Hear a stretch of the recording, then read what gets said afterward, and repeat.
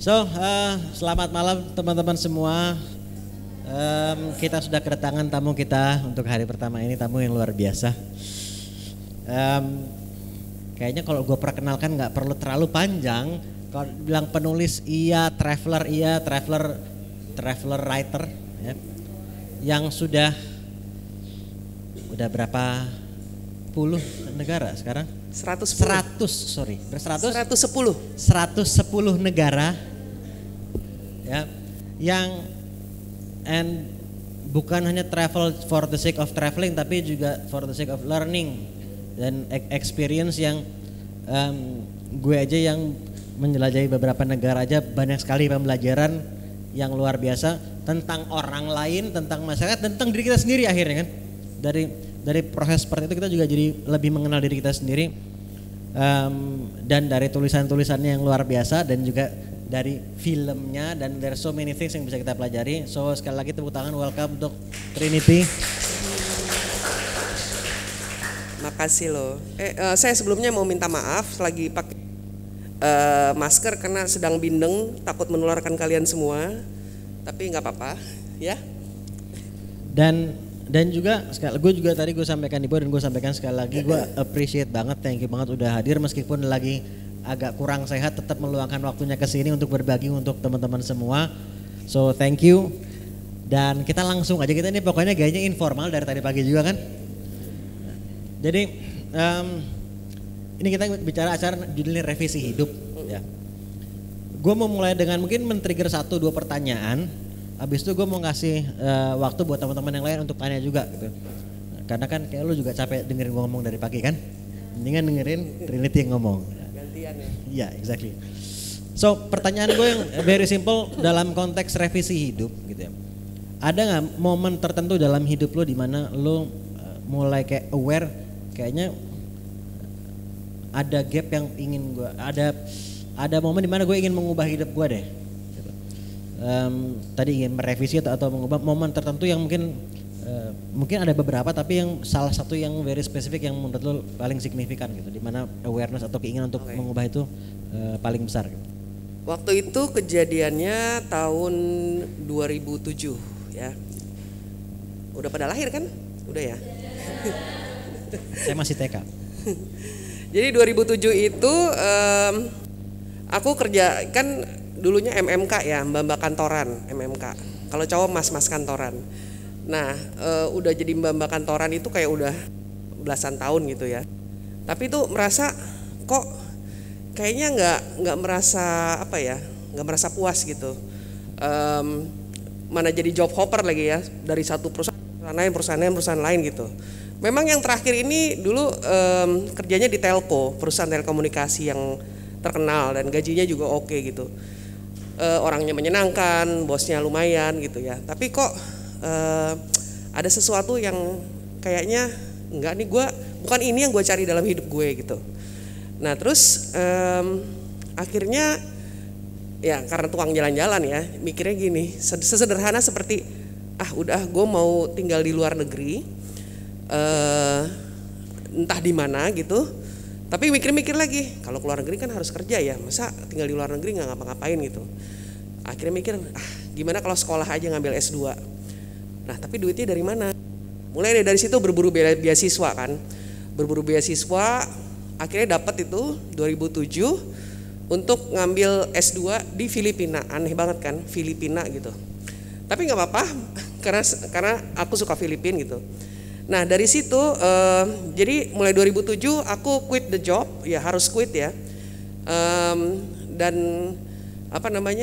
mendapat beasiswa juga kayak agak ajaib juga sih gitu ya, karena biasanya beasiswa itu kan untuk yang PNS ataupun yang kerjanya di LSM gitu ya. Aku seorang anak babak corporate gitu yang kerjanya juga di bagian marketing, kayaknya anak Jakarta lagi gitu. Jadi kayak yang kok bisa ya begitu. Tapi memang kenapa jadi dari Filipina waktu itu di Asian Institute of Management, ya mereka nggak peduli itu latar belakang, yang penting lulus aplikasi dan sebagainya. Udah. Nah dari situ kan setahun ya sekolahnya Master in Management. Nah dari situ dari yang pikiran sebelum berangkat itu karena gue nggak tahu mau ngapain gitu, karena merasa pekerjaan itu nggak pernah merasa puas gitu ya. Di situ justru diajarkan bagaimana kan itu Master in Management ya, dan syaratnya kalau udah di sana itu kerja minimal udah 8 tahun gitu. Jadi kita berdiskusi dan sebagainya, dan di sana itu sistemnya mereka percaya kalau leadership yang baik itu adalah ketika leadernya itu mengetahui dirinya, tentang dirinya, mengetahui kita dulu baru kita bisa memimpin dengan baik, gitulah ceritanya. Jadi dengan segala macam, sehingga akhirnya pokoknya to cut the story short, aku malah mendapatkan yaitu triggernya tuh dari revisi hidupnya dari situ ya. Jadi pas udah selesai dan mau pulang ke Indonesia, aku pikir gue nggak mau lagi kerja di corporate, kayaknya ngapain gitu, udah capek-capek terus kerja yang itu tuh lagi gitu, dimana setiap bangun tidur tuh kayaknya beban banget gitu. mau ke kantor gitu kan. Terus udah gitu dari hasil tentang mengetahui diri sendiri, aku baru menyadari gitu bahwa sebenarnya passion aku tuh di menulis dan jalan-jalan gitu. Nah terus udah gitu dosen ini bilang kan, jadi kita kalau habis kuliah itu kita dikasih tugas akhir lah ya, tesisnya itu tesis marketing, tahu lah gimana ya. Tapi intinya dosenku bilang, ya udah kalau kamu mau menjadi kerja sendiri, nggak mau kerja di kantoran lagi, you can be a travel writer atau self employed sebutannya ya, bekerja sih. Kalau self employed itu bahasa Indonesianya apa ya? Wira swasta entrepreneur. Mempekerjakan diri sendiri, dah itu intinya sih kayaknya. Gua nggak tahu ada nggak istilahnya. Belum ada istilahnya kayaknya ya. Pokoknya self employed lah. Ya udah, tapi kayaknya gue belum yakin nih, gimana dong? Terus kata dosen bilang, ya udah kamu bikin tesis untuk diri kamu sendiri. Kan kalau tesis marketing MBA itu sistemnya kayak bagaimana membuat satu perusahaan itu menjadi lebih untung atau lebih aware lebih apa gitu. Dan itu ada hitung-hitungannya dan sebagainya, ada bisnis plan dan sebagainya, dan aku bikin buat diriku sendiri. Dan dari situ melihat bahwa oh ternyata gue bisa hidup kok dengan self employed gitu. Udah habis dari situ nggak balik lagi ke corporate dan terus bekerja sampai kayak sekarang ini. Jadi titiknya di situ.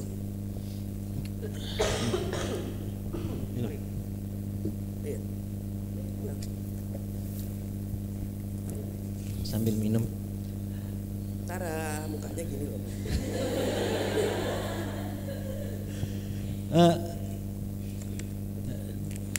Ketika lu mau memulai itu, memulai tadi menjalani as a travel writer itu, meskipun itu memang yang lu ingin lakukan gitu, tapi biasanya saat baru memulai dan ini sesuatu yang relatif baru kan, dan dibandingkan apa yang lu lakukan sebelumnya gitu. Oh sangat berbeda. Nah ada fear nggak, ada ketakutan, kalau ada fearnya apa sih yang lu khawatirkan waktu itu, dan how do you jadi manage that? Gini kan, yang penting waktu itu bikin tesis ke diri sendiri itu adalah kita bikin business plan ya untuk diri sendiri. Waktu itu sudah punya blog memang. Dari blog itu, jadi dari situ hitung-hitungannya udah tahu lah. Kalau misalnya setahun sekali bikin buku atau ikut jadi speaker atau kemana segala macam, endorsement dan sebagainya tuh bisa lah untuk hidup sehari-hari. Tapi ketakutannya adalah gimana ya kalau gue nggak dapet job, atau nggak misalnya tiba-tiba gue nggak bisa nulis gitu lagi jadi lambat menulis atau tidak bisa memproduksi ataupun ya gini deh pikirannya, sederhananya gini, sebelumnya udah tahu tiap tanggal 26 akan terima gaji ya, terus tiba-tiba jadi self employed gitu, anjir udah tanggal segini belum ada klien gitu kan, aduh mati loh gitu kan. Terus kalau di corporate itu kan kita udah tahu kerjaannya apa mau capai target apa enggak tetap digaji gitu. Ini kayak harus minta-minta dan kayak networking yang jangan lupa ya sama gue ya, ntar kerja ya, ntar inilah pokoknya tebar pesona gitu kan. Kayaknya aneh banget, padahal dulu kalau dikerja di corporate itu yang vendor semuanya pada ngantri gitu ya. Nah itu satu gitu. ketika tahu bahwa oh iya dari ternyata tuh memang gaji reguler tuh enak loh sebenarnya gitu ya. Tapi itu kan baru awal-awal aja ya. Kedua, asuransi sih. Dulu kan asuransi kantor itu inpatient outpatient ya. Mau sakit dirawat ke rumah sakit aja boleh gitu dan cashless lagi. Sekarang tuh kayak waduh sakit sedikit gitu kayak yang aduh ada duitnya nggak ya gitu kan.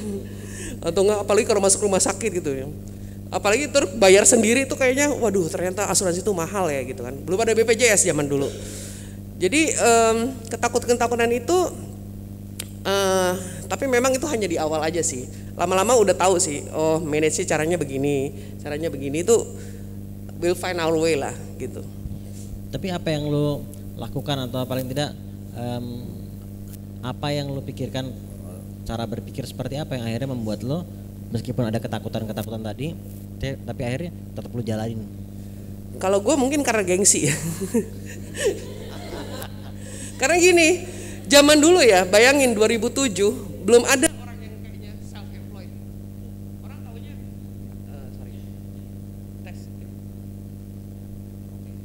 orang taunya kan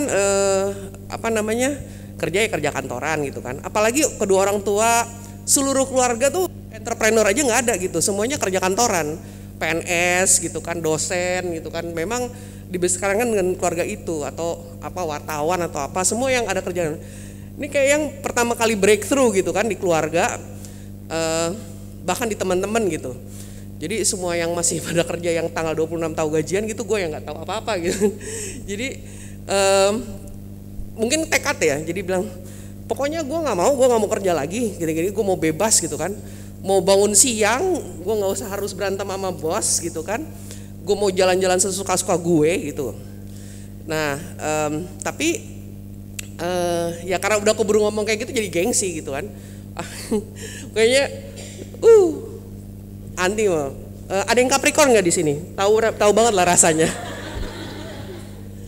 Kan sekali udah ngomong, sekali udah bertekad, ambisius gitu kan. Wah kalau harus dapet gitu. Kalau ada yang belok-belok dikit gitu langsung, sorry ya, bisa kok gue gitu langsung. Itu aja sih sebenarnya. Tepuk tangan dong sekali lagi dong. Oke, sekarang gue buka dulu deh pertanyaan. Yang mau tanya silakan angkat tangan. Oke, ya.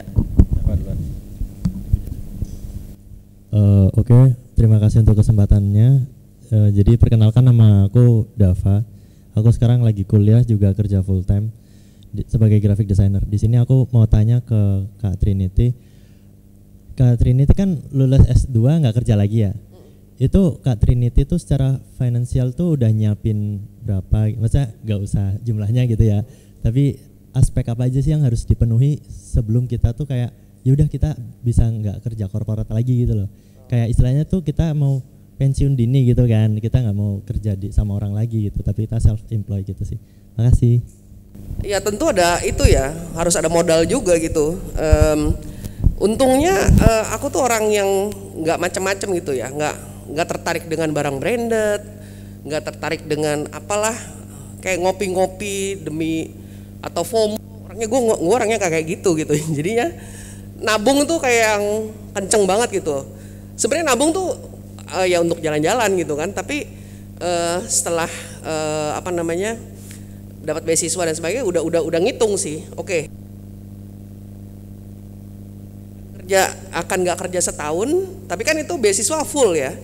Bahkan itu karena dalam US dollar, sementara di sana pakai peso Filipina itu masih dapat kembalian lagi. Jadinya setahun nggak kerja, terus udah gitu ada hitungannya lagi, paling nggak 6 bulan ke depan itu udah ada. Kalau aku hitungannya gitu ya, biaya hidup untuk sampai 6 bulan ke depan gitu. Karena udah misalnya udah berhenti kerja gitu, self employed, tapi 6 bulan masa kita nggak ada plan, kan udah ada plan ya. Jadi backupnya itu adalah 6 bulan penghasilan, bukan 6 bulan penghasilan, 6 bulan biaya hidup. Jadi nyiapin kayak safety net gitu. Iya. Oke, jadi artinya ada perhitungan gitu kan? Ada, harus dihitung. Karena segala sesuatu yang kita cita-citakan percuma kalau kita cuma ngimpi doang gitu ya, kalau nggak ditulis. Dan ditulis juga nggak kalau nggak dihitung gitu. Thank you. Menjawab pertanyaan yang benar. Oke, thank you. Pertanyaan selanjutnya silakan angkat tangan. Mau nanya? Ya, silakan. Raffi.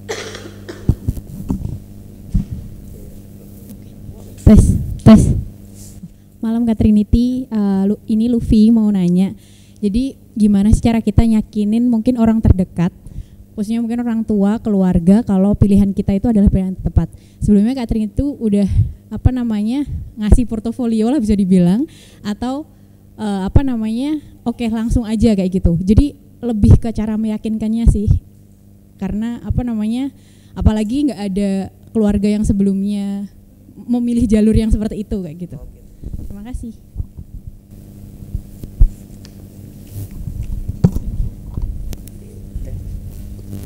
Pertanyaannya bagaimana cara meyakinkan? Gimana ya? Waktu itu, nah untungnya di keluarga itu, di keluarga deket ya, ibu, bapak, abang, adik itu, mereka cukup liberal gitu. Lu terserah mau ngapain aja gitu.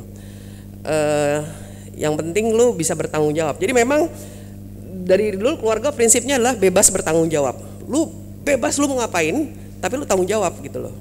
Jadi misalnya bahkan ibu saya bilang dari dulu dari kecil udah dibilangin, pokoknya lulus SMA kalian semua anak-anak mama keluar dari rumah gitu kan.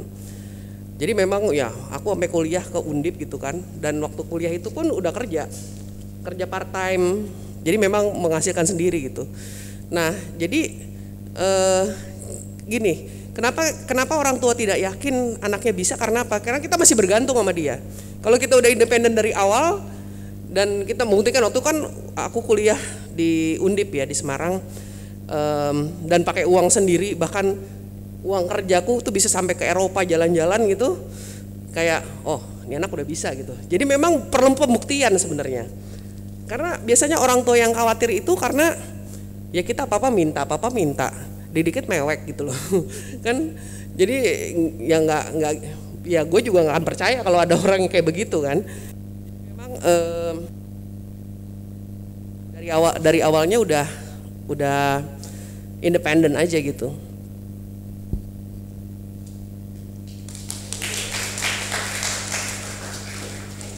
Selanjutnya next ya Melin dulu, nah, bisa baru.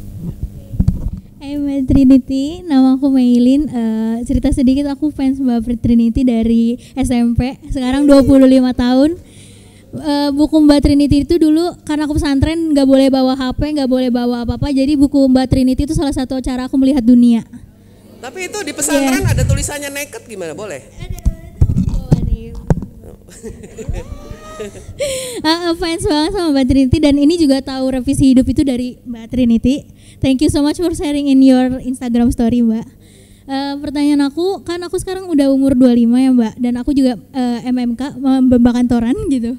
I really want to follow my dreams juga. Ada goals kan, tadi dibedakan purpose sama goal. Aku belum nemu purpose, tapi kalau goals aku pengen banget kayak bisa traveling ke beberapa negara. Sekarang baru nyobain solo travel ke 3 negara berkat Mbak Trinity.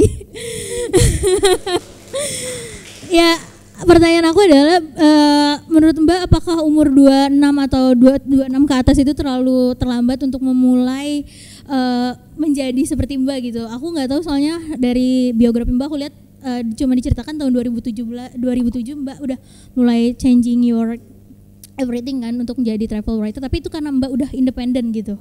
Menurut Mbak, apa it's too late to starting that? Thank you so much. Kalau aku sih pernah ada kata terlambat untuk memulai sesuatu gitu ya. Yang terlambat itu adalah ketika tidak memulai apa-apa gitu loh. Jadi mau mulai kapan kayak segala macam. Bahkan kalau misalnya kita bicara dalam konteks jalan-jalan, ini sekedar gosip aja ya gitu kan. Kalau jalan-jalan gitu ketemu traveler lain dari seluruh dunia, yang paling menyebalkan adalah traveler orang Amerika Serikat. Percaya? Setuju nggak lo? Karena apa? They are very late in traveling gitu. Mereka baru bisa traveling setelah mereka pensiun, gitu kan. Jadi sebelumnya nggak tahu, merasa negaranya paling oke, adidaya dan sebagainya gitu kan. Terus udah gitu dari jauh pun ngelihat orang Amerika bisa tahu tuh gayanya tuh kan, dia pakai sepatu putih, pakai fanny pack gitu kan. terus dengan topi dan apa, dan suara yang sangat keras, merasa semua orang nggak bisa berbahasa Inggris gitu kan ya. Where are we? Kayak gitu, suka gitu. Nah terus aku juga awalnya sebel gitu, tapi lama-lama aku mengobservasi dan melihat, oh ternyata mereka memang karena mereka baru mulai itu setelah usia pensiun mereka tuh sekitar 65 gitu, baru punya duit, karena kan pensiun juga dapat duit dari negara gitu kan, baru punya anak-anak udah gede, baru mereka bisa pergi, dan mereka sebelumnya nggak punya pengetahuan apa-apa gitu, jadi memang menyebalkan gitu. Jadi apalagi 25 gitu loh, 25 udah ke 3 negara, menurutku hebat banget gitu loh. Jadi nggak ada kata terlambat sih, dan mereka pun bisa memulainya pun dari 65. Kan pernah suka ada tuh ya di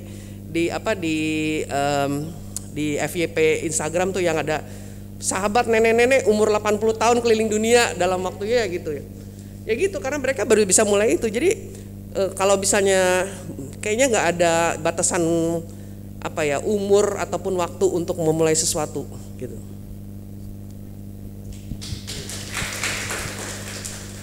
Gue mau nimpalin dikit ya, boleh ya? Gue terpikir juga begini, gue pernah punya pertanyaan serupa, bukan dalam konteks traveling, tapi is it too late or not gitu to start something.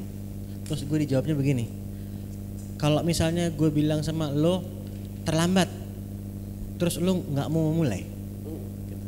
Terus gue, ya sebenarnya gue pengen sih gitu kan, ya udah, terus kenapa lo harus menunggu validasi dari gue untuk bilang terlambat atau nggak terlambat? Lu nanya kayak gitu beresiko lo, kata dia. Iya. Kalau tahu orang yang lu tanya itu dia bilangnya lu telat gitu. Terus akhirnya lu jadi mengurungkan niat lu, akhirnya lu jadi tidak reaching for your dreams. Terus gue bilang, oh iya, ya oke gitu. Gue jadi teringat momen gue ditanya begitu. Tapi alhamdulillah jawabannya nggak telat gitu kan. Terlambat itu hanya dalam kondisi ketika kita ada appointment atau janji gitu, kita terlambat. Nah itu terlambat ya. Gitu. Atau telat ngangkat gitu. Oke, thank you. Tadi sebelumnya ya langsung. Halo Kak, aku Syifa. Kalau pas lagi denger travel writer itu, yang terpikir di aku itu kan, aku pernah dengar juga kayak kalau misalnya orang yang sering travel itu dia pasti punya cara pandang hidup yang beda sama orang yang nggak pernah travel. Ada nggak sih satu kejadian pas kakak lagi travel itu yang ngena banget sampai hari ini, bahkan mungkin bisa jadi punya prinsip gara-gara travel ke banyak negara itu? Prinsip ya. Wah, nggak pernah mikir ke situ ya. Tapi bisa dikasih contoh sih. Jadi gini. Biasanya orang sering bertanya ya kalau misalnya lagi ada jadi speaker gitu kan, negara mana sih yang paling Mbak Trinity senengin atau favorit atau paling suka gitu. Aku selalu jawab Indonesia. Dan orang, kok Indonesia sih gitu kan. Gitu kan. Kayaknya langsung lemah gitu. Udah 110 negara gitu. Jadi pertanyaan, udah berapa 110 negara? Terus kenapa kok Indonesia sih gitu, kayaknya underestimate atau gitu kan. Terus aku bilang, justru gue tuh mulai jalan-jalan dari Indonesia dulu gitu ya, dari Indonesia kemana-mana baru ke luar negeri gitu, dan semakin sering keluar negeri semakin cinta Indonesia gitu. Jadi yaitu mungkin prinsipnya itu ya, justru semakin sering keluar negeri aku semakin cinta Indonesia. Dan karena Indonesia itu satu-satunya ketidakpastian untuk traveling di Indonesia gitu ya, salah satunya adalah ketidakpastian gitu loh, semuanya nggak jelas gitu kan ya. Contohnya gini deh, kalau misalnya aku ke Singapura atau ke Eropa gitu kan, naik MRT apa segala macam tanpa harus bertanya, aku bisa lihat gitu, bisa tahu sampai ke tujuan, tinggal baca doang, cat. Sekarang kalau mau dari Blok M mau ke Bundaran HI aja aku harus nanya, ini yang ke sebelah mana, ini sebelah mana, apalagi kalau naik kereta komuter itu kan, ini peron berapa apa segala macam, nggak jelas gitu wayfindingnya. Jadi karena sudah terasah traveling di Indonesia gitu kan, jadi traveling di luar negeri itu kayak jadi gampang gitu loh. Gak ada yang namanya orang bilang, culture shock begini. Gila lu gak tahu Indonesia lu ya gitu. Kayak misalnya waktu itu lagi di mana tuh? Di Guatemala gitu kan. Terus kita mau naik ke antar kotanya tuh naik kayak semacam kayak angkot gitu. Angkot biasa lah di kita ya, kayak minivan gitu kan. L300 gitu. duduk gitu kan di stasiun di terminal, terus ada bule-bule masuk nih, lagi-lagi nih orang Amerika, terus marah-marah, bilangnya jam 7 berangkat, tapi kok ini gue kayak wah marah-marah gitu kan, bikin drama gitu kayak gitu. Terus si orang supirnya dengan gak bisa bahasa Inggris juga tapi ngerti maksudnya tuh ngetem kan ya, maksudnya nunggu penuh dulu baru berangkat gitu, mulai jam 7 gitu kan. Dia bilang, terus udah gitu terus yang si orang Amerika ini juga, kalau diem aja sih, bilang belum tahu Indonesia gitu. Jadi ya gitu aku sangat maksudnya dengan kekacauan Indonesia itu justru membuat keuntungan bagi kita untuk traveling dimanapun di luar negeri gitu kan, kayak macam-macam lah gitu. Kayak misalnya soal kecopetan gitu ya, kecopetan. Waktu di traveling di South America itu kan memang negara yang paling mengerikan lah. Itu mungkin 70% dari orang-orang bule yang aku temuin tuh pernah entah dirampok, dicopet, gini. Tapi untungnya aku enggak gitu ya. Terus aku mikir kenapa bisa perbedaannya seperti itu? Karena kita orangnya juga di Indonesia ya, namanya juga apa-apa digembok, dikunci gitu kan. Paspor tuh kayak taruhnya di sini, tidur pegang paspor gitu kan. Saking susahnya bikin paspor apalagi bikin visa gitu. Sementara itu bule-bule taruh aja digeletakin di mana-mana gitu kan. Jadi dia bilang ya, jadi kalau misalnya terjadi sesuatu kayak lah lu kagak tahu Indonesia gitu kan.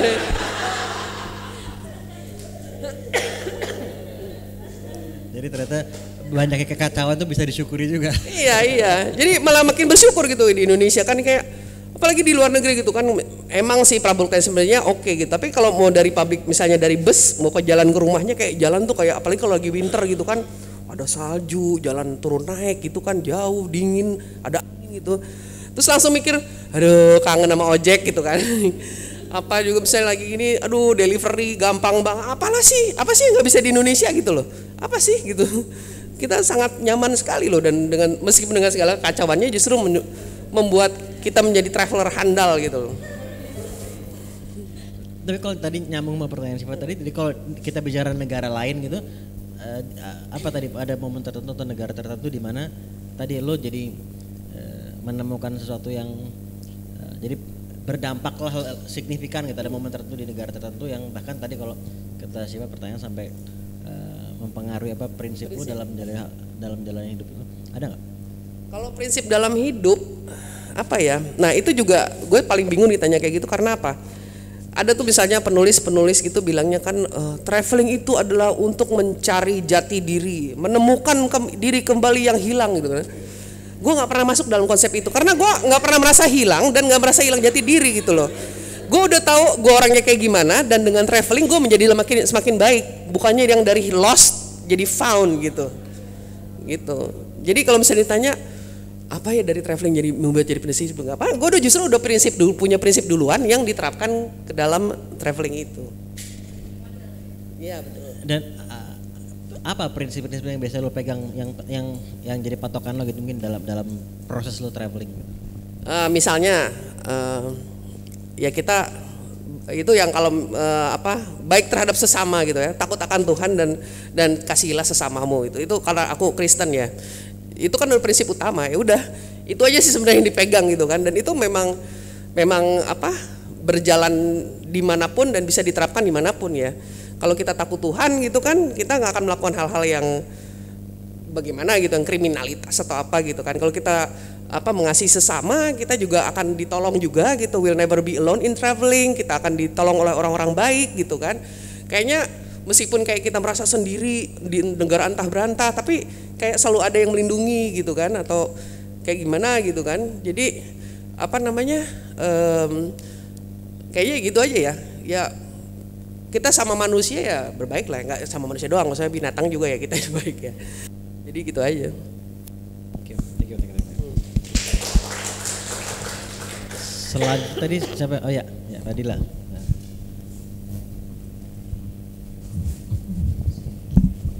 Cek. Oke. Halo Mbak, aku Fadila. Jadi aku pengen nanya beberapa hal sebenarnya, cuman mereka berkaitan gitu terkait proses kreatif, terus juga bisnis mindsetnya short memory problem, Mbak. Tapi sebenarnya nyambung juga sama gimana cara pandang Mbak Trinity gitu ketika traveling. Kayak I wonder what goes on in your mind gitu sih Mbak, karena Mbak kan traveling and then you observe things, you experience something new gitu kan dalam perjalanan itu. Tapi terus gimana kemudian Mbak bisa ngefilter, oh ini nih sesuatu hal yang kemudian Mbak pengen ceritakan lagi, Mbak pengen tulis, pengen jadikan itu sebagai suatu karya, dan kayak how do you know that itu loh yang dicari orang, itu yang bisa terjual gitu. Tidak semua perjalanan dan tidak semua tempat bisa ditulis. Jadi biasanya kalau aku memilih, kecuali kalau aku dapat assignment ya, misalnya aku dibayar untuk menulis gitu kan, itu mau nggak mau ya harus bagus-bagus gitu kan, karena udah dibayar gitu. Tapi kalau misalnya, makanya aku lebih seneng jalan sendiri yang independen gitu, karena bebas mau ngatain kayak mau nyela-nyela kayak mau muji-muji itu terserah.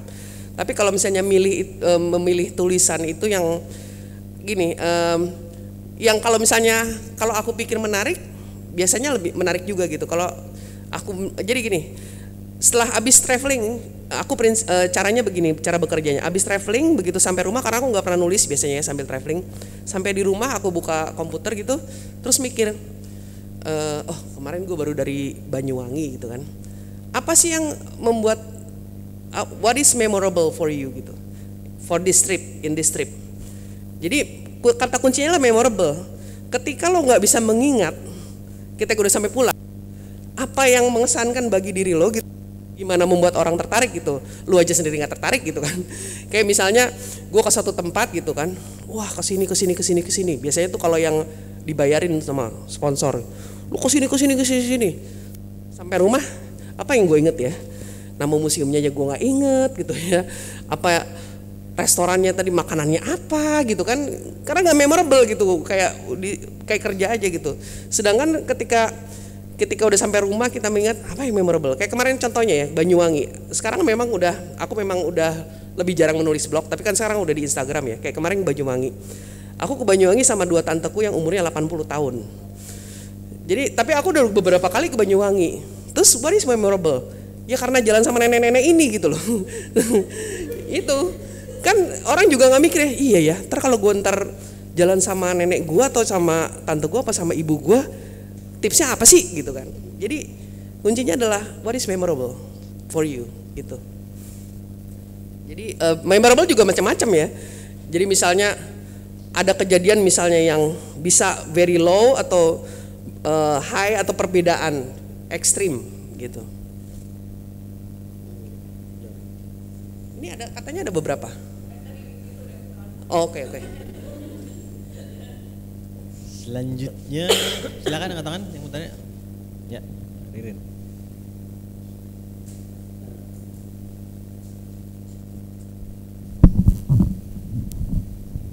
Iya. Terima kasih kesempatannya. Halo Mbak Trinity, saya Ririn dari Makassar. Iya, ini mungkin sehubungan juga ya dengan pertanyaannya. Izinkan saya bertanya sebagai seorang yang nggak pernah traveling, dan ini pengalaman pertama saya sebenarnya pergi jauh dari Makassar ke sini. Jadi mungkin nyambung juga dengan pertanyaannya. Kalau di agamaku kan Islam itu ada ayat yang mengatakan bahwa Tuhan tuh menciptakan bumi untuk dijelajahi. Jadi rugi aja kalau misalnya kita udah disediakan alam yang begitu sangat cantik dan tempat yang sangat luar biasa, terus kita nggak jelajahi. Cuman karena aku masih nggak ada pengalaman, aku mau minta dong kayak semacam motivasi dari Mbak Trinity. Untuk pemula tuh sebenarnya prinsip atau kayak mental apa yang harus disiapin, terutama kita nih perempuan kan ya, bukannya mengkotak-kotakan membedakan antara laki-laki sama perempuan, tapi prinsip apa sih yang harus dipegang teguh supaya kita tetap dapat maknanya di setiap perjalanan itu. Terima kasih. Prinsip apa untuk pemula ya? Apa yang harus disiapkan? Duit sih.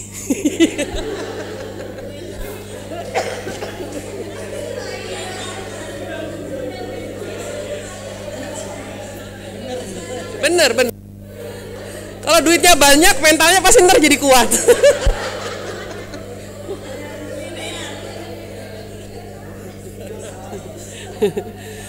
Ya nggak bercanda. Ada benernya tapi bisa. Maksudnya aku juga waktu jadi pemula aku juga belum punya duit segitu-gitu amat gitu ya.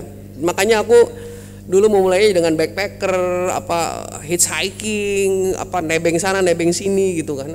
Yang kalau sekarang mikir, gila gue berani banget ya dulu ya gitu kan. Tapi gini, kalau misalnya mau traveling, kalau misalnya ada hubungan, kalau misalnya boleh dikasih suggestion gitu ya, memang nggak ada kata terlambat, tapi travelinglah selagi masih muda gitu. Karena apa? Tingkat kenyamanan kita tuh masih nggak ada gitu.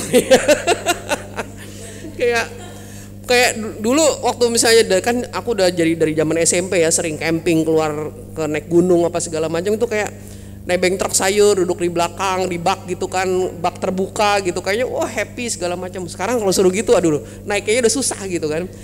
Dan banyak. Dan kalau misalnya kita masih muda, kita juga selain lebih berani, fisik lebih baik gitu kan, juga kita bisa lebih murah karena kita yaitu kenyamanan itu nomor sekian gitu kan. Kalau udah tua itu kayak saya gitu kan, kayak sekarang saya udah nggak mau lagi tinggal di hostel yang satu dorm isinya 10 orang gitu kan. Aduh, ini kayak kok ini orang terlalu dekat gitu ya, ada di atas di bawah yang ngorok dan bau dan sebagainya gitu. Ya tapi dulu nggak apa-apa gitu. Jadi makanya kalau mau murah harus semudah mungkin gitu. Karena itu kita masih bisa tolerate ketidaknyamanan gitu kan. Masih berani gitu kan.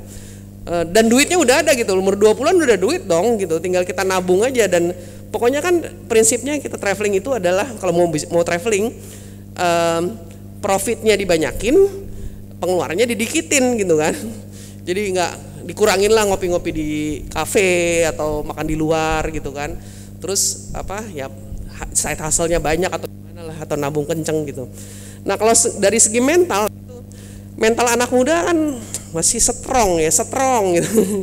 Jadi nggak gini, pikirnya positif aja gitu. Karena lagi-lagi kalau disering tanya gitu ya, kenapa orang cenderung bertanya tuh negatif. Jadi gimana kalau misalnya jalan-jalan ntar kehabisan duit? Lah ngapain dipikirin gitu loh. Kan orang tuh yang biasanya khawatir itu karena tidak adanya persiapan. Kan makanya kita khawatir, gimana kalau kita kehabisan duit pas lagi jalan-jalan? Ya berarti lu nggak nyiapin dong. Jadi memang harus ada sebelum traveling tuh ada budgeting, ada researching, ada segala macam gitu ya. Jadi ya kalau kita preparationnya udah bagus ya nggak akan terjadi apa-apa gitu loh. Jadi kekhawatiran kita itu kita bisa, misalnya kita pilah-pilah apa sih yang membuat takut, misalnya sebagai cewek. Aku juga sering tanya, gimana sih tips traveling sebagai cewek gitu kan. Nah aku selalu bilang, cewek sama cowok sama kok resikonya. Cowok juga dirampok ada, dicolong juga ada ya, diperkosa juga ada gitu. Jadi bukan karena cewek sama cowok gitu, tapi memang karena kita dianggapnya cewek itu lebih lemah atau apa, lebih mengundang atau gimana ya. Caranya kita preventif dong. Jadi misalnya kayak aku gitu, aku nggak pernah pakai baju yang mengundang gitu kan. Pokoknya yang proper lah, ngelihat. Sampai kalau saya mau pergi aku ngelihat orang-orang sana bajunya kayak apa sih gitu loh, supaya bisa nyamain gitu. Jangan kelihatan kayak turis banget gitu. Atau kayak kekurangan bahan gitu kan, tuh pasti udah. Ya itu kayak yang si bule-bule itu kan. Kenapa sering terjadi kedemikian? Karena menurutku ya lu, maaf ya bukannya nyalahin si victimnya gitu, tapi ya lu juga pakai bajunya mengundang sih gitu kan ya. Aku biasanya itu tidak memakai perhiasan, tidak memakai baju yang mengundang. Terus udah gitu ya tahulah misalnya ya tidak ke tempat-tempat yang mengundang maksiat misalnya gitu atau gimana lah ya gitu. Jadi secara preparationnya seperti itu. Dan kalau soal mental sih itu mah bisa diituin ya, bisa di apa itu namanya, dipupuk, dilatih. Dan mungkin gue nimpalin juga pada nyambung ke pertanyaan itu, apakah lu merasa seiring bertambahnya waktu lu traveling itu juga si mentalitas itu juga semakin kuat? Oh iya. Ya. Jadi udah gitu awal-awalnya kayak misalnya ya, negaranya kan Asia Tenggara dulu tuh bebas visa, habis itu misalnya Jepang, Korea, baru ke Eropa, Amerika segala macam. Lama-lama 110 gitu kan habis dong negara yang gampang-gampang gitu. Kemudian udah kayak kemarin ke Aljazair gitu, kayak ke Libanon gitu, kayak yang wow gitu. Tetap ada rasa deg-degan loh, maksudnya anjir di Libanon kalau ada apa-apa gimana nih gitu kan, atau enggak Aljazair gila nih udah visanya susah banget ini gimana ntar gini-gini. Tapi gitu ya kayaknya ada juga yang bilang kalau teman saya penulis tuh bilang expectation kill happiness. Kadang-kadang kita ekspektasi kita terlalu besar gitu sehingga membunuh kebahagiaan kita sendiri gitu. Jadi ya kalau bahasa Sundanya kumahang kewe lah, ntar dipikirin gitu loh. Gak usah terlalu banyak overthinking atau pikiran negatif itu. Kita punya itu kok diberikan sama Tuhan akal sehat gitu kan, bisa mikir dan sebagainya, itu ntar akan keasah sendiri. Dan biasanya 90% ketakutan itu tidak akan terjadi.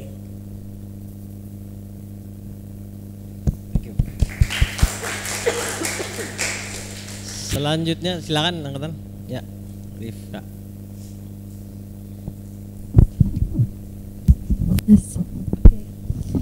Yap. Selamat malam Mbak Trinity. Nama saya Rifka Salma. Jadi sebenarnya ceritanya hampir sama ya sama Kak Mei tadi.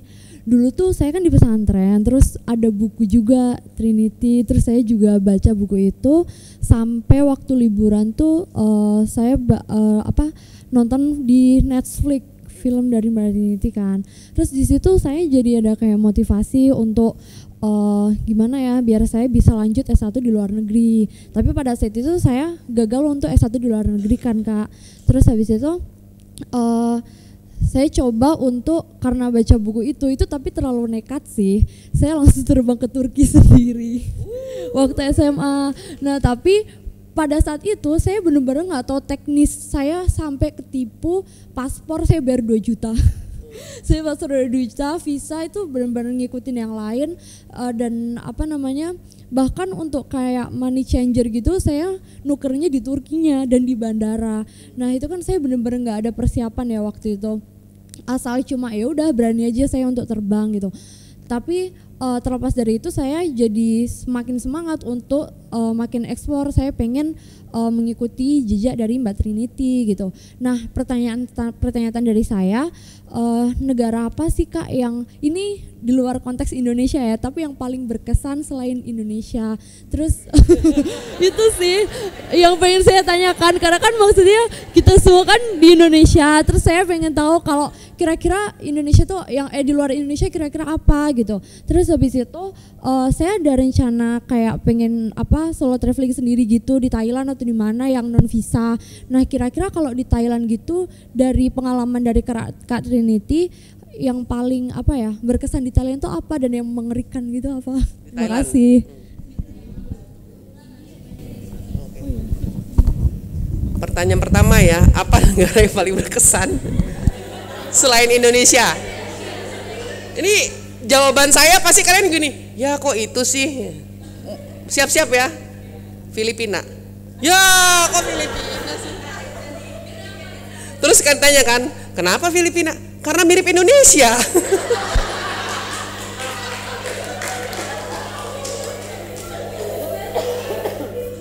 Jadi memang benar itu, Filipina kan kita 17.000 pulau, mereka 7.000 pulau gitu kan. Dia makan nasi, kita makan nasi, makan mereka lebih parah, makan nasinya 3 kali sehari, bahkan snack juga makan nasi gitu kan. Terus orang-orangnya mukanya sama gitu kan, sense of humornya sama, joknya juga sama, plesetan dan sebagainya gitu kan. Kayak gila kayak Indonesia banget, kayak kita pergi ke provinsi lain lah gitu loh. Bahkan kalau misalnya teman-teman Filipina aku kesini, mereka diajakin ngomong bahasa Indonesia, aku kesana ngomong diajakin bahasa Tagalog, saking kita miripnya gitu loh. Jadi menurutku orang Indonesia lebih mirip ke Malaysia apa ke sana, aku bilang enggak. Menurutku kita lebih mirip ke Filipina. It's like kayak sepupu jauh gitu loh. Ya itu dan kenapa ke Filipina? Kenapa aku suka Indonesia? Karena aku anak pantai ya, senang berenang di pantai, diving dan sebagainya gitu. Dan di Filipina juga secakep itu gitu loh. Ya, jadi jangan kecewa ya kalau saya bilang Filipina. Terus pertanyaan keduanya Thailand apa? Oh, untuk pemula yang di Thailand ya. Thailand itu, wah ini biasa sih orang kalau zaman sekarang ya ke Thailand apalagi ke Bangkok itu kan shopping ya. Shopping sana kemari ya udah. Jadi apa yang harus disiapkan ya? Ya hati-hati aja sama copet sih. Karena lagi banyak banget itu kan di sana tuh sampai apa tasnya disilet-silet dan sebagainya. Kalau gitu karena ini di sana isunya lebih kepada itu ya shopping dan lagi banyak kejadian kayak copet gitu. Kalau aku tahu yang namanya ini nggak sih apa money belt. Jadi kayak ada dompet tapi tipis sekali yang dimasukin ke dalam baju atau di dalam celana gitu yang kayak ada kayak tas pinggang tapi tipis, isinya paspor, duit, apa segala macam itu masukin situ. Selalu nempel di badan lah. Karena kan kalau tas bisa disilet, digunting segala macam, waduh, udah nangis darah ntar. Jadi mendingan lebih menjaga itunya aja ya. Nah di sana juga ada ini kok, ada Grab. Pokoknya gampang lah di sana gitu ya. Kalau mau ke Bangkok ini mau kemana emang? Bangkok doang? Oh lah, gampang itu. Udah. Bareng. Open trip. Langsung. Iya, pokoknya kalau ke Bangkok mah udah kayak ke Jakarta aja, cuma kayak ke kota lain seperti Jakarta dengan bahasa yang berbeda gitu. Kangkung, trung gitu. Itu aja. Kehabisan uang, oh kan? Kehabisan uang nggak pernah. Sekarang, apalagi sekarang gampang banget ya. Sekarang udah bisa kartu kredit kita aja atau kartu debit udah bisa dipakai di mana-mana. Kalau QRIS sih belum ya. Terus duit ya, udah bisa money changer udah banyak apa segala macam gitu. Jadi ya nah itu sebelum pergi mau kemana pun bikin budgeting ya. Jadi kita mau menghabiskan hotel berapa, makan berapa segala macam dan kita duit gitu. Biasanya orang yang kehabisan duit itu kebablasan belanja itu aja. Sama beli oleh-oleh kan. Yang sana kan kalau kita, kan di Indonesia gitu. Mau kemana lo? Ke Bangkok. Oleh-oleh ya gitu kan. Mau kemana lo gini? Oleh-oleh ya gitu kan. Bukannya yang have a nice journey atau enggak apa gitu, ini oleh-oleh ya gitu. Gitu.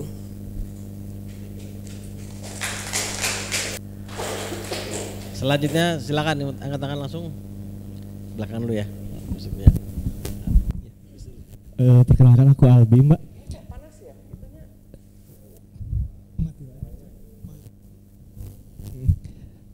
Izin bertanya, saya salah satu seorang solo traveling juga, senang naik gunung, bahkan pernah hilang paspor juga waktu itu di Bangkok waktu itu. Nah, kenapa dibilang paspor? Di tas kecil sih bener kata Mbak gitu, karena nggak pakai yang nempel di badan gitu kan. Tuh. Jadi di tas kecil, bahkan itu hilangnya di musola juga waktu itu, bisa hilang gitu. Jadi satu tas hilang. Nah, jangankan di tempat seperti ya pasar atau segala macam gitu kan. Nah, pertanyaan saya tuh kayak kan saya pernah naik gunung kayak misalkan di Papandayan tidur lagi enak tiba-tiba diseruduk babi hutan, terus di Rinjani kayak kita kena hipotermia gitu kan. Nah, tapi anehnya pas kita sampai rumah kayak di gunung tuh ngomong udahlah ini terakhir kalinya gitu. Pas udah sampai rumah gunung mana lagi gitu yang mau didaki gitu kan. Nah, dari 110 negara yang mungkin Mbak Trinity pernah kunjungi, pernah gak sih ngalamin rasa kayak saya seperti aduh capek juga nih ingin berhenti ya. Nah, cara ngorah rasanya itu seperti apa sih supaya kita tuh bisa mencapai tujuan kita dan kita tuh tetap on the track gitu ke mimpi-mimpi kita selanjutnya gitu. Terima kasih Mbak. Jadi kalau bicara naik gunung ya, dari mulai dulunya sebelum menjadi seorang diver gitu, saya anak gunung gitu, memang tukang naik gunung gitu kan. Dari mulai SMA ikut pencinta alam gitu kan, SMA kuliah sering naik gunung gitu kan. Dulu ya kayaknya santai banget ya, naik gunung ini lama-lama gitu kan. Lama-lama mikir gini, ngapain ya gue udah capek-capek naik turun lagi. Terus kan kayak di gunung itu Ya itu bener-bener butuh fisik gitu kan, butuh fisik, udah gitu kayak sengsara banget, mau boker aja susah gitu kan, aduh kayak gitu loh. Kalau di laut masih mending gitu kan, bisa di kapal kayak di pinggir, dicubluk di mana gitu kan. Tapi kalau di itu kan susah ya, kita gali-gali lubang dulu udah gitu, ada orang lain gitu kan, aduh. Nah tapi kalau diinget-inget, kok dulu bisa ya gitu ya. Tapi enggak juga, bagaimana menumbuhkan kembali ya, misalnya kayak kadang-kadang suatu, nah berbeda gitu. Kalau destination kita bisa bilang, gue nggak mau balik lagi ke sana, gue kapok. Misalnya gue pernah dicopet, gue nggak mau ke sana lagi gitu kan. Tapi kalau misalnya naik gunung, itu berbeda gitu. Kayak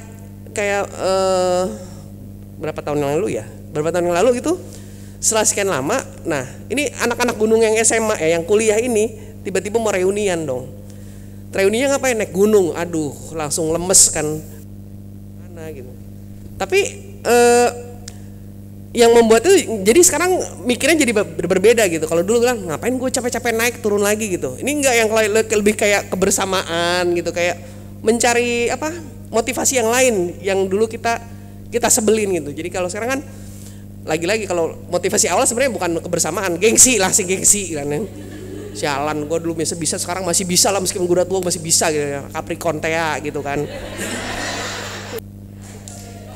Gengsi gitu kan langsung. Pokoknya kalau gue udah bilang gue bisa kesana, gue pasti bisa kesana gitu kan. Ya gitu. Jadi ya itu mencari motivasi yang berbeda aja gitu kan. Karena kalau yang dulu kayak nggak mau diinget gitu, aduh diseruduk babi hutan lah, gue kayak gini dan segala macam gitu. Dan bedanya lagi kalau misalnya kita udah balik lagi ke sana, kita kejadian yang buruk itu kan kita pelajari ya, dan kita jadi lebih prepare gitu kan. Misalnya hipotermia, ya lu zaman dulu nggak pakai jaket yang bener sih gitu kan, atau nggak tidur di seruduk babi hutan, ya lu tidurnya di situ sih, nggak bikin apa di mana gitu. Jadi kita setiap abis perjalanan tuh mikir kan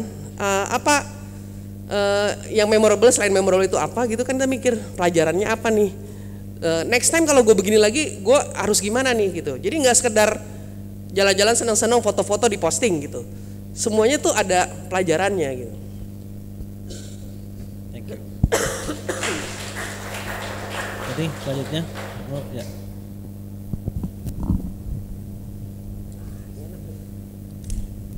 Cek. Nyorot-nyorot gitu ya, enggak ya?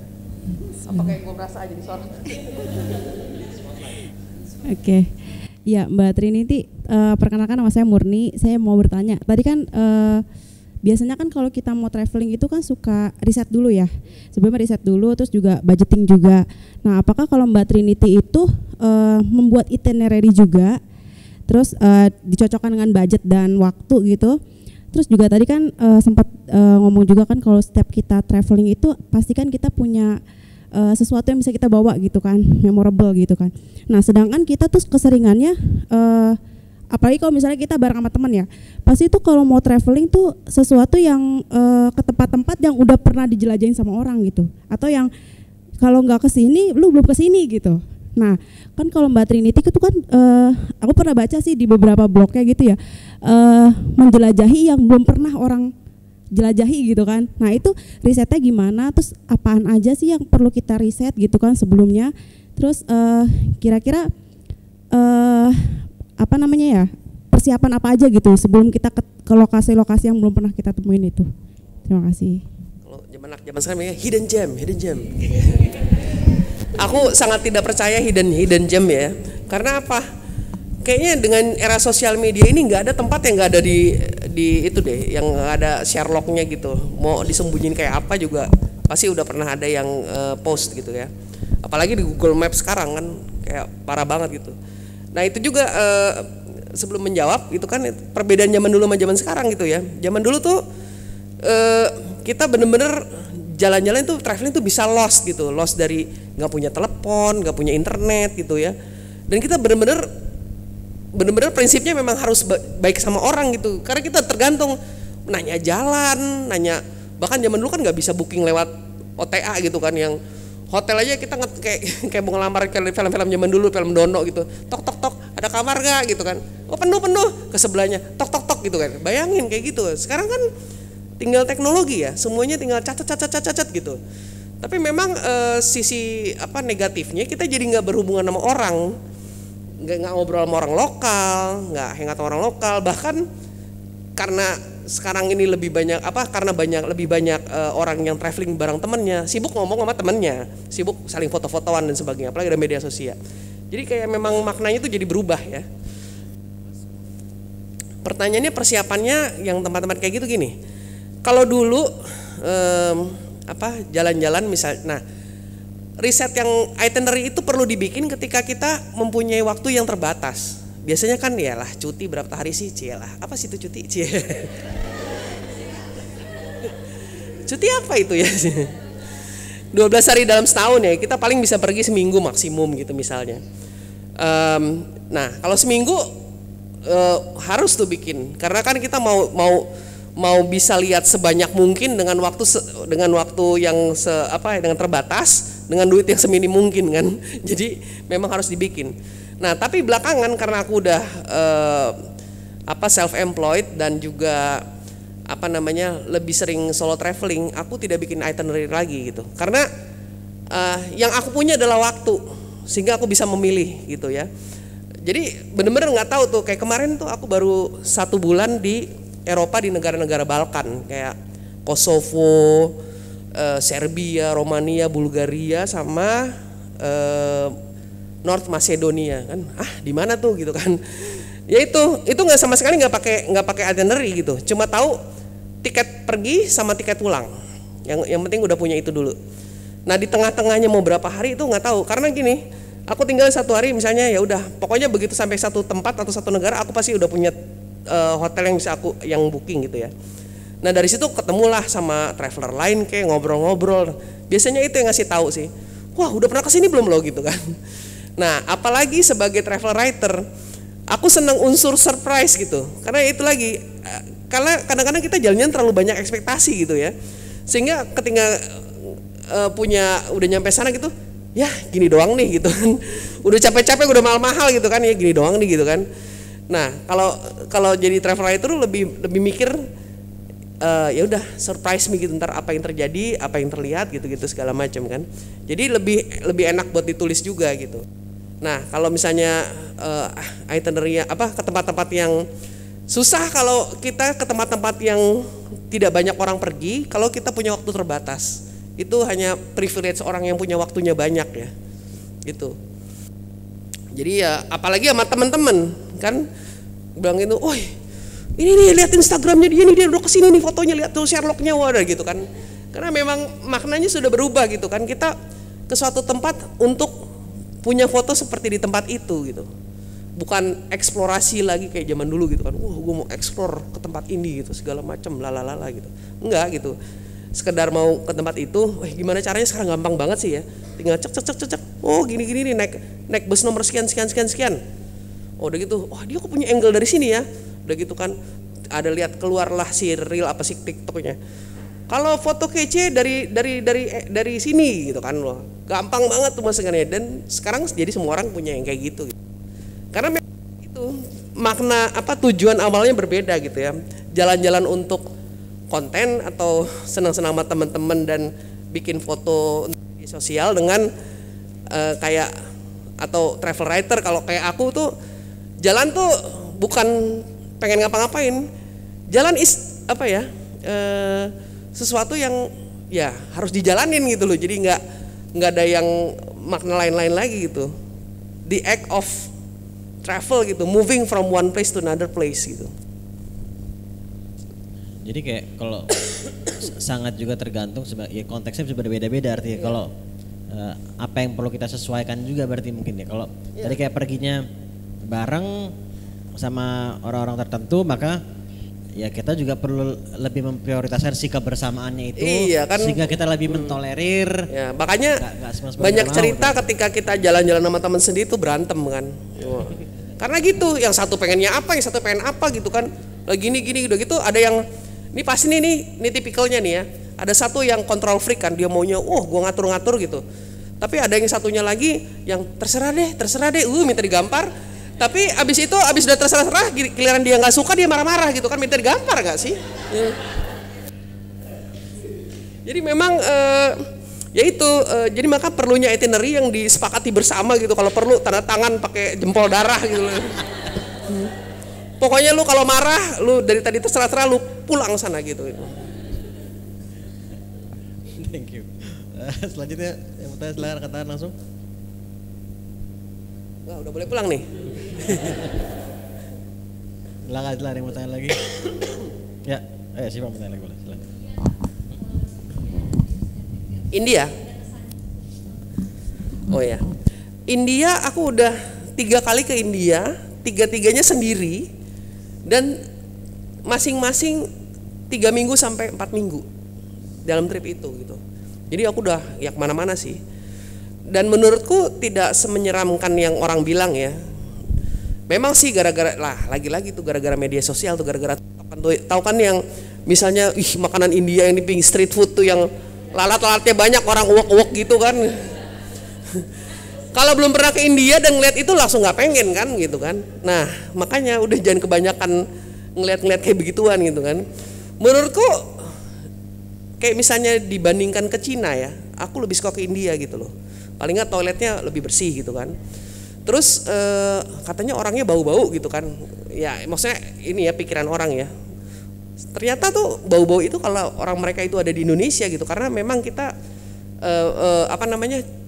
humidity-nya berbeda dan dengan makanan mereka ditaruh di Indonesia memang agak berbau lain gitu. Di sana karena mungkin semuanya baunya begitu ya jadi nggak kerasa gitu.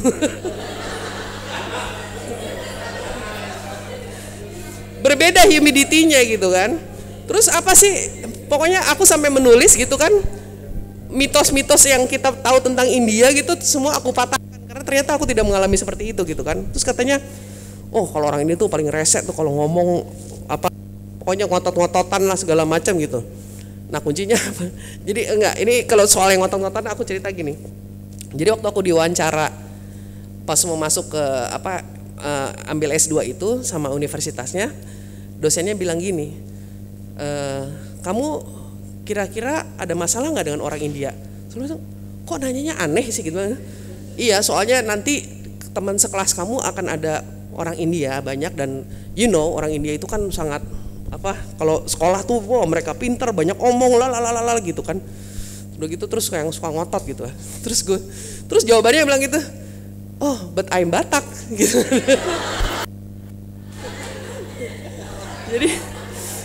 Jadi dan aku benar-benar mempraktekkan itu di India gitu kan. Mereka memang lama-lama aku pikir mereka cuma sebenarnya gede bacot di awalnya doang gitu kan. Habis itu kan kayak misalnya ya ini kan kemana-mana naik kereta gitu ya, begitu berhenti dikerubutin tukang bajai kan. Wawe terus gue cuma tarik napas, habis itu teriak shut up, semuanya langsung jadi memang itu mereka cuma ya itu mereka karena ya namanya juga orang 1,5 miliar deh di situ ya di India itu, jadi mereka memang harus punya suara gitu, semua orang maunya bersuara keras gitu kan, tapi jangan lupa gue orang Batak gitu. Dan itu di India 3 kali itu kan ke tempat berbeda-beda atau ada berbeda-beda tempat tertentu yang ada yang lu datengin lebih dari sekali karena mungkin terbangnya ke Delhi ya, jadi ke Delhi beberapa kali, tapi semuanya beda-beda. Jadi mulai dari yang klasik kan, awalnya kan klasik tuh yang Delhi ke Taj Mahal, Agra segala macam gitu kan. Terus habis itu ke utara tuh yang Kashmir, Srinagar dan sebagainya. Habis itu ke Bhopal. Bhopal itu terus ya itu bayangin safari nyari tiger harimau itu di India tuh pernah.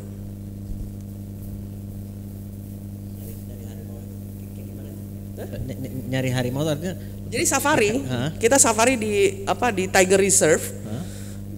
Sambil naik jeep itu kayak safari di Afrika gitulah untuk mencari harimau, leopard dan sebagainya gitu. Dan itu baru pertama kali sih ngelihat, maksudnya bukan lion ya, ini harimau kan, tiger gitu. Jadi yang Bengal tiger itu loh.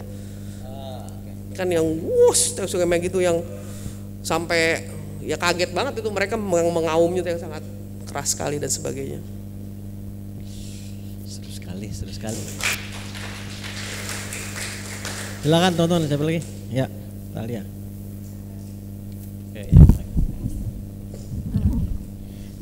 Halo Kak Trinity, aku Talia. Kak, aku mau nanya sih sedikit, ada nggak sih kayak misalnya permasalahan di imigrasi di negara lain, kayak ketika kita masuk ke negara lain tuh kita pernah ke negara yang memang ternyata capnya itu nggak diterima di negara lain, itu tuh bener nggak sih mitos-mitos kayak gitu? Bener ya. Terus aku pernah dengar katanya kalau kita udah pernah ke India terus untuk masuk ke Pakistan tuh agak sulit atau gimana sih? Nah itu aja sih. Wah, sebagai yang udah pernah ke 110 aku setuju sih gitu.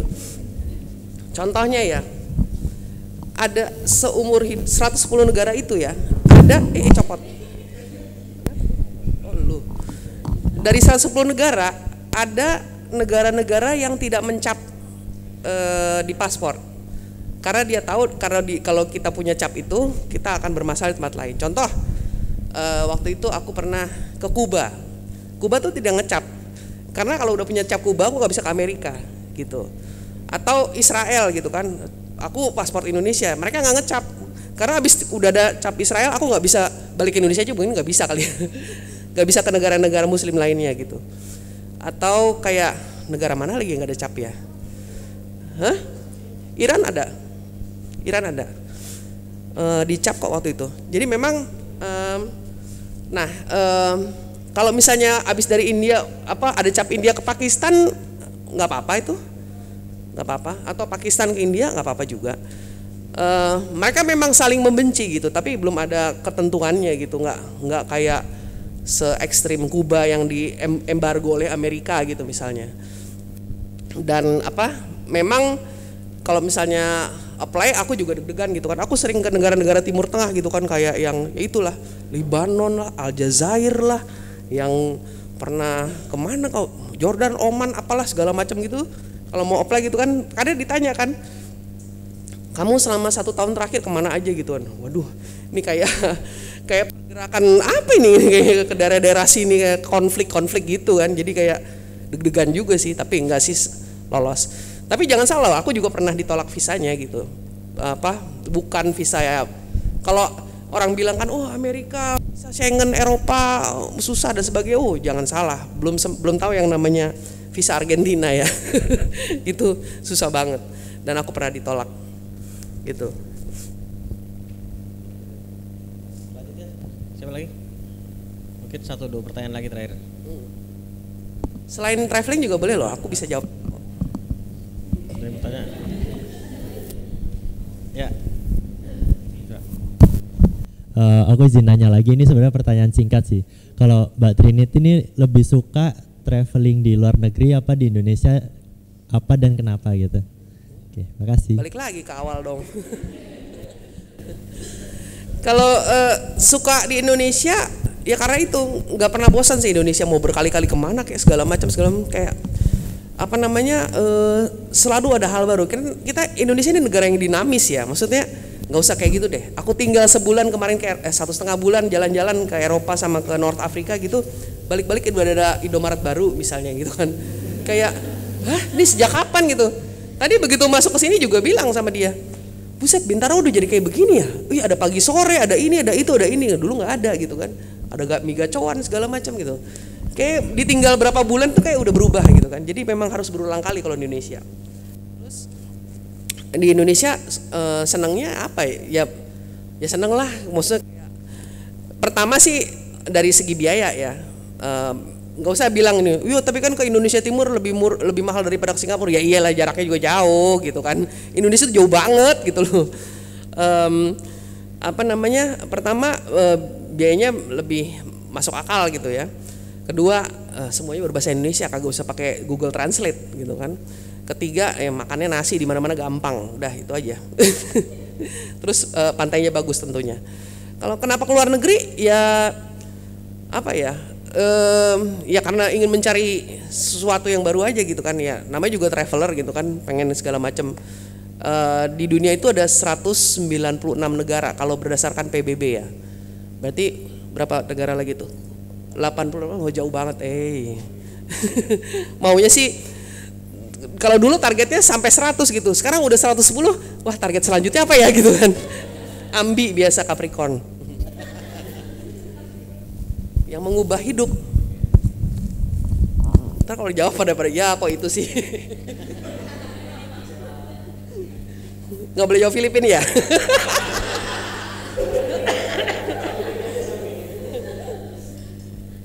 Sesuatu tempat yang mengubah hidup. Apa ya? Oh, Singapura deh. Nah, kok Singapura? Enggak gini, karena Singapura adalah negara luar negeri pertama yang aku datengin. Dan waktu itu aku masih umur 15 tahun. Dan ke Singapura itu karena aku harus ke rumah sakit memeriksa mata, waktu itu sakit. Cuma orang tua nggak ada yang bisa nemenin, mereka berdua kerja gitu kan. Jadi zaman dulu ya belum ada apa-apa gitu kan.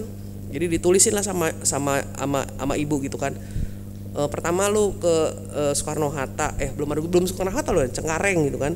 Terus cari tulisan check in Garuda misalnya. Terus udah gitu dari situ kamu jalan ke imigrasi. Kamu gini. Jadi kayak dikebetin gitu kan, pakai kertas. Oke, gitu kan. Sendirian nih anak 15 tahun nih. Cukup segala macam sampai orang-orang pada gini kan. Zaman dulu juga belum ada yang namanya nitipin anak tuh kan, ada yang minor accompanied minor ya. Terus sampai orang-orang semua di pesawat tuh kan bingung gitu kan. Ya anak kecil ngapain nih sendirian gini sampai semuanya tuh kayak ibu-ibu pada kok sendirian deh, ayo sini gitu kan, dikasih makan apalah segala macam gitu kan. Pokoknya intinya akhirnya berhasil tuh sampai Singapura, sampai ke hotel dan sebagainya. Dan sejak itu yang mengubah hidup. Jadi aku mikir gini, wah ternyata dunia itu tidak semengerikan yang aku kira gitu. Maksudnya gue aja anak-anak nih bisa sampai ke sono gitu loh. Maksudnya dari situ kayaknya turning point ya. Udah ya elah, oh gue bisa nih sendiri gitu kan. Dan ternyata wah itu dulu kaget banget baru ngelihat masa kereta ada di sungainya isinya kereta gitu kan. MRT maksudnya. Wah gila kan turunan gitu kan, wih ada kereta di sungai loh gitu, sampai kayak teknologi Singapura dibanding Indonesia zaman dulu tuh kayak wow banget gitu kan. Waduh nih gedung tinggi-tinggi banget nih apa segala macam, kok bersih ya gini gitu. Jadi bener-bener yang sesuatu yang baru yang membuat overwhelm sehingga membuat kagum dan juga kagum terhadap diri sendiri gitu ya, muji sorangan kan. Itu langsung oh ternyata dunia itu tidak semengerikan yang gua kira dan ternyata gua bisa nih. Nah sejak itulah kayaknya yang lain-lain langsung memikirkan rasanya seperti rasa waktu ke Singapura pertama kali gitu. Gue bisa kok gitu loh. Kalau gue bisa yang dulu kenapa gue sekarang? Pasti bisa.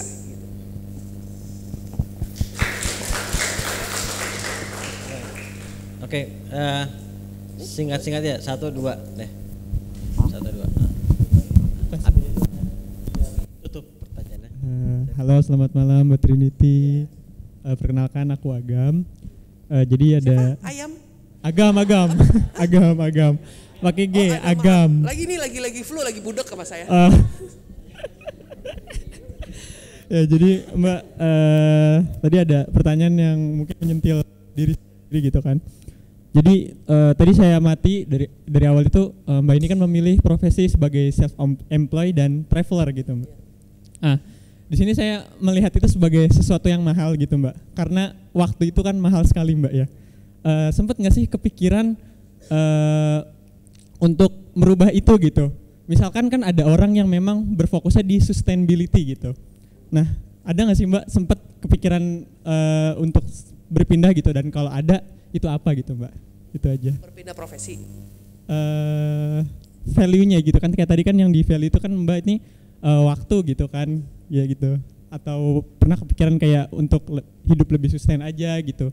Ada nggak hal seperti itu gitu? Hidup lebih sustain? Sustain kok ini sekarang. Buktinya saya ada di sini. Enggak, saya agak kurang paham dengan pertanyaannya. Maksudnya apakah saya pernah ingin berubah value atau gimana? Atau mencari sesuatu yang lebih sustain? Aku merasa tidak perlu mencari yang lebih sustain karena ini menurutku sustainable. Iya. Udah ini sih Mbak. Tadi udah terjawab ya. Oh gitu. Oh karena mungkin Anda memikirkan bahwa pekerjaan aku sepertinya tidak sustainable ya. tadinya awalnya menganggapnya kayak dua hal yang terpisah gitu, tapi sekarang udah kayak jadi salah satu gitu. Karena gini, memang sih ada, terutama pas pandemi dong, astaga nggak bisa jalan-jalan kan, depresi kita kan, terus mikir-mikir, waduh, langsung mikir kan, aduh tahu gitu gue kerja kantoran diterusin nih tiap tanggal 26 gajian nih gitu-gitu, adalah segitu-gitunya pasti ada gitu, tapi akhirnya mempunyai strategi baru justru, oke, ini pandemi kayaknya masih lama, dan waktu itu aku bikin kelas menulis online, ya. Waktu itu kan bikin kelas menulis online, telah segala macam ya ada duitnya juga gitu. Nggak usah khawatir lah, kita kalau udah kepepet kayaknya kita the power of kepepet itu jadi membuat kita kreatif kok. Iya, ingat ya zamannya dulu kuliah kan, zamannya apa sistem SKS itu loh, kebut semalam lah apa segala, mau ada deadline apa bisa aja tuh, tenang aja.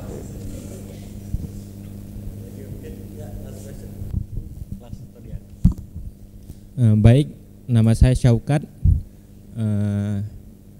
Izin bertanya, setelah kakak sampai ke titik ini, kira-kira ada nggak tujuan hidup baru kakak, atau bagaimana sih kakak, menurut kakak apa mendefinisikan tujuan hidup itu?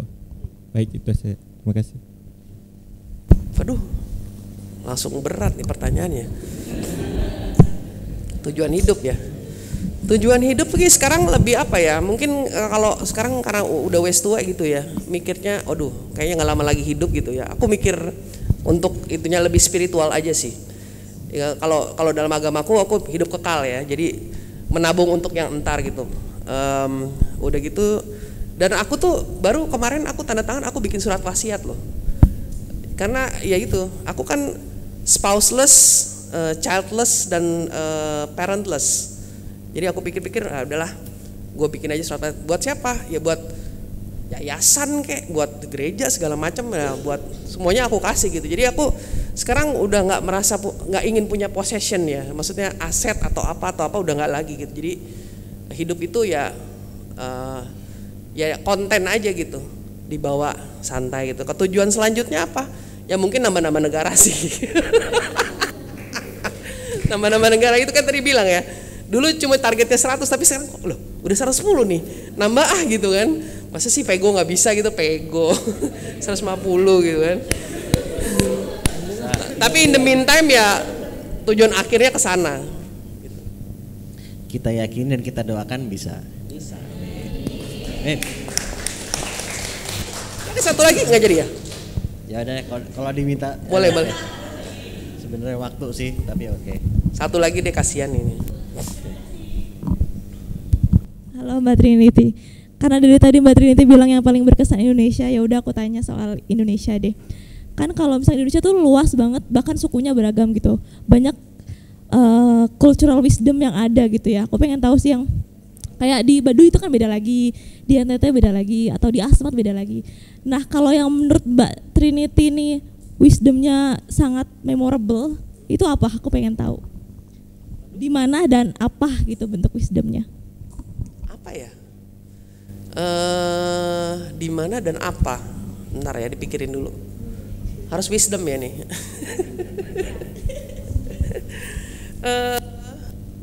Lebih kemana ya? Oh itu deh, Sumba ya. Sumba itu kan terkenal dengan pasola. Pasola itu ada kayak perayaan kayak harvesting, dan yang ada cacing apa warna biru tiba-tiba nyala, terus udah gitu terus mereka bikin pertandingan antar tim berkuda pakai lempar lembing, bayangin. Nah terus kan bilang gila nih, gua aja nontonnya pakai helm tuh takut kena lempar lembing kan. Kemudian itu kan wah duar gitu kan. Terus mikir nih abis gila kan, karena lagi mau nulis itu kan. Terus aku wawancarain lah. Jadi yang kalah tentu timnya yang ketika dia kena lembingnya itu dia jatuh lah, kudanya kayak dianya gitu kan, langsung wah gitu. Nah, mereka percaya bahwa tumpahan darah itu justru menyuburkan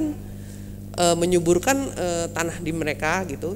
Itu satu. Kedua, orang yang telah menumpahkan darah itu adalah pahlawan gitu loh, bahwa gue turut menyumbangkan terhadap kesuburan ini gitu kan.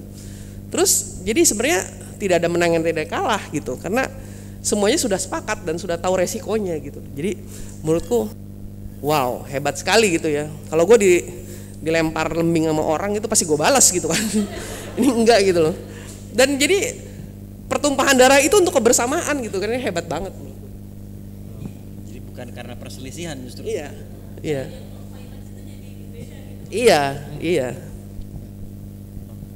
Thank you. Pulang sekali lagi dong. Okay. Mungkin gue punya satu pertanyaan terakhir untuk nutup. Dari apa yang sudah teman-teman semua tanyakan dan apa yang sudah lu share sejauh ini, ada nggak hal lain yang menurut lu penting untuk disampaikan tapi kita belum nanya? Tentang apa? Ya, anything, mungkin tentang lu proses lu menjalani hidup, hal-hal penting yang menurut lu penting untuk lu sampaikan tapi belum sempat lu sampaikan karena nggak ada yang nanya. Mikir lagi deh.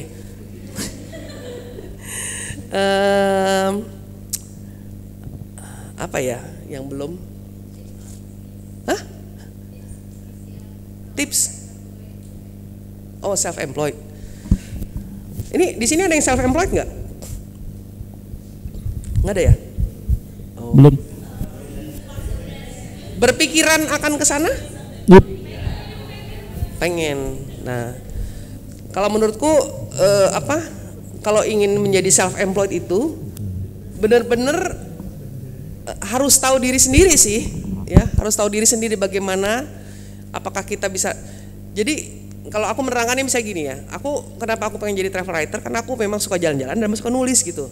Dari kecil aku udah tahu gitu, bahkan dari dulu cita-citanya begini, gimana ya caranya gue bisa kerja, dimana gue bisa bangun siang, gue nggak punya bos gitu, tapi gue bisa jalan-jalan mulu gitu, tapi dibayar.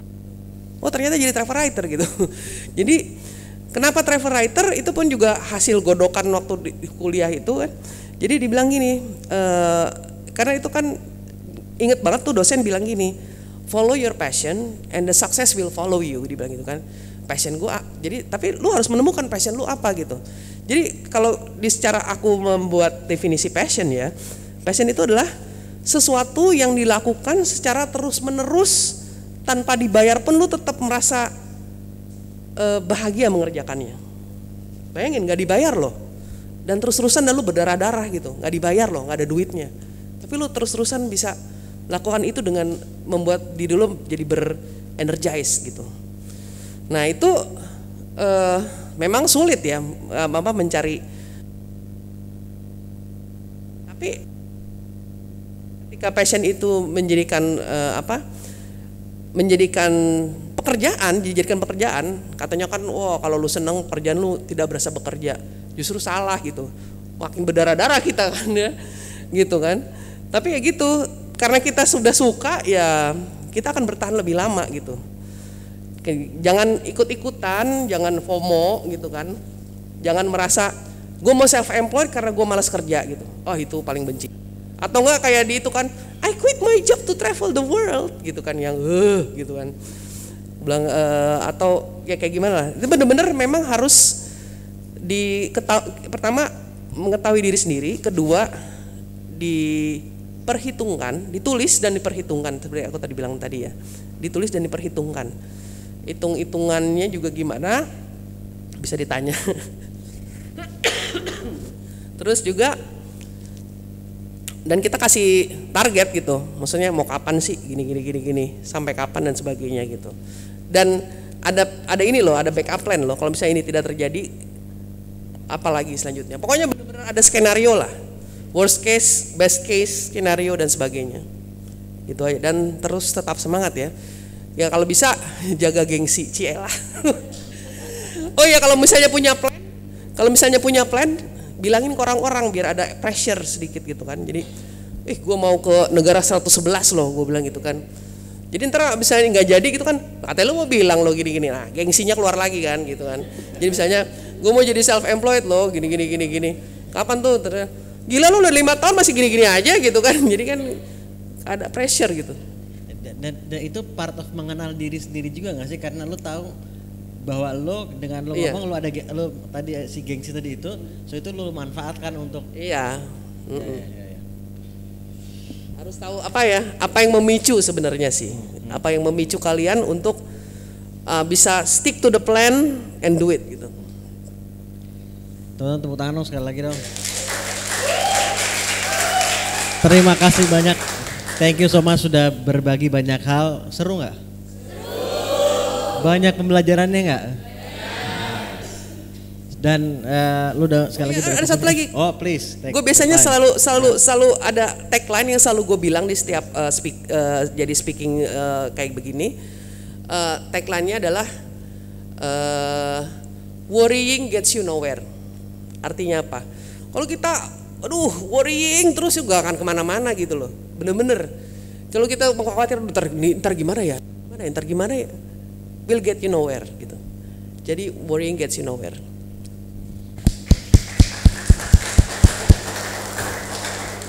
And thank you for coming here. Sama-sama, senang sekali. Mudah-mudahan nggak bosan kita undang lagi untuk ngobrol. Senang aku lagi. Pertanyaan juga bagus-bagus kok. Luar biasa. Dan dari pagi loh ini nungguin juga loh. Oh iya. Luar biasa. Buktinya masih pada melek semua. Luar biasa.